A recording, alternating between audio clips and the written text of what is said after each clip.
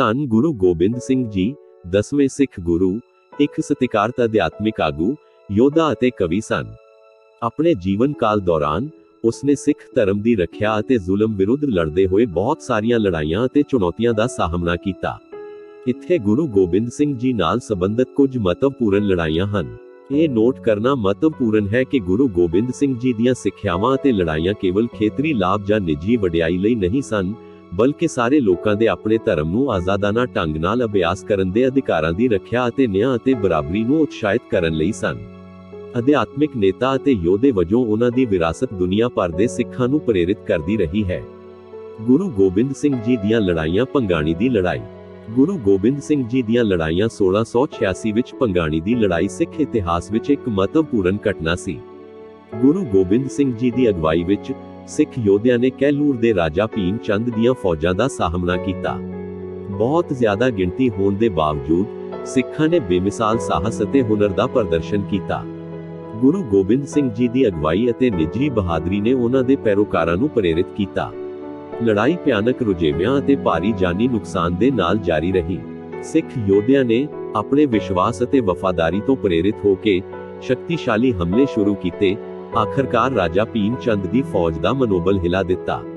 ਆਪਣੀ ਆਉਣ ਵਾਲੀ ਹਾਰ ਨੂੰ ਦੇਖਦੇ ਹੋਏ ਰਾਜਾ ਕੁਝ ਵਫਾਦਾਰ ਸਿਪਾਹੀਆਂ ਦੇ ਨਾਲ ਪਿੱਛੇ ਹਟ ਗਿਆ ਅਤੇ ਜੇਤੂ ਸਿੱਖਾਂ ਨੂੰ ਮੈਦਾਨ ਛੱਡ ਦਿੱਤਾ।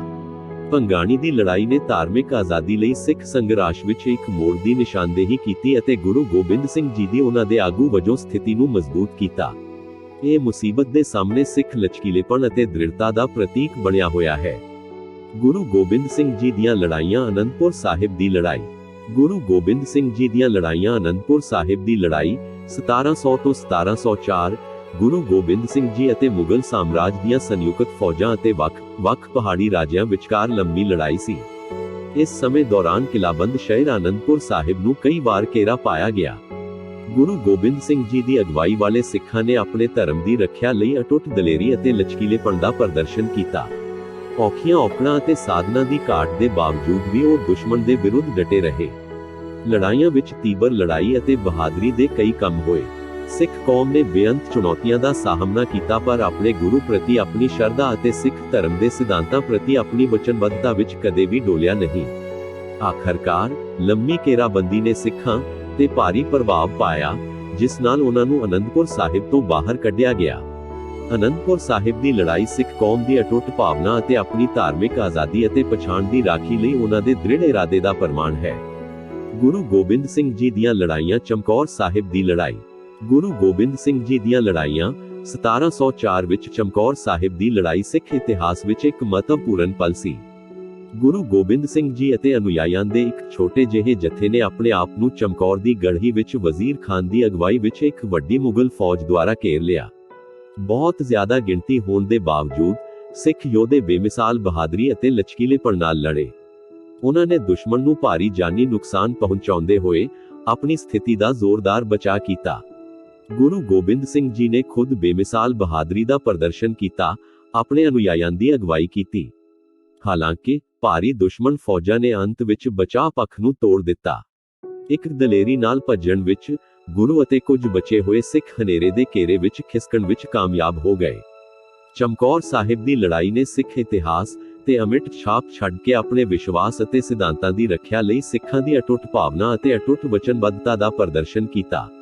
ਗੁਰੂ ਗੋਬਿੰਦ ਸਿੰਘ ਜੀ ਦੀਆਂ ਲੜਾਈਆਂ। ਮੁਕਤਸਰ ਸਾਹਿਬ ਦੀ ਲੜਾਈ। ਗੁਰੂ ਗੋਬਿੰਦ ਸਿੰਘ ਜੀ ਦੀਆਂ ਲੜਾਈਆਂ।